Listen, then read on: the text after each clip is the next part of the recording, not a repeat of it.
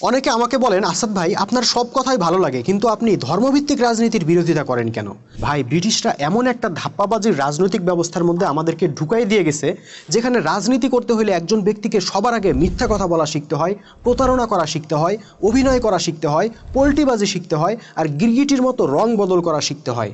জনগণের সামনে মিথ্যা মূলা ঝুলায় দিল্লিকার লাড্ডুর লোভ দেখায় জনগণের মাথায় কাঁঠাল ভাঙ্গিয়া খাইতে হয়। এই অনৈতিক কাজগুলো যদি আপনি করতে না পারেন, তাহলে এই রাজনীতি আপনার জন্য না। আমাদের ইসলামী দলগুলোর উচিত ছিল এই ধাপ্পাবাজের রাজনীতিকে বয়কট করা, এই পচা নোংরা সিস্টেমের মধ্যে না ঢুকা। কিন্তু তারা নিজেরাও এই নোংরা সিস্টেমের মধ্যে ঢুকছেন, আবার ইসলামকেও ঢুকাইছেন। আর তা করতে গিয়ে সর্বনাশ হয়েছে ইসলামের। নোংরা রাজনীতিতে টিকে থাকার জন্য ইসলামী দলগুলো যত প্রতারণা করতেছে, মিথ্যা কথা বলতেছে, অভিনয় করতেছে, পোল্টিবাজি করতেছে, কিংবা গিরগিটির মতো রং বদল করতেছে, এই সব কিছুকে তাদেরকে ইসলাম দিয়ে কিন্তু জায়েজ করতে হইতেছে।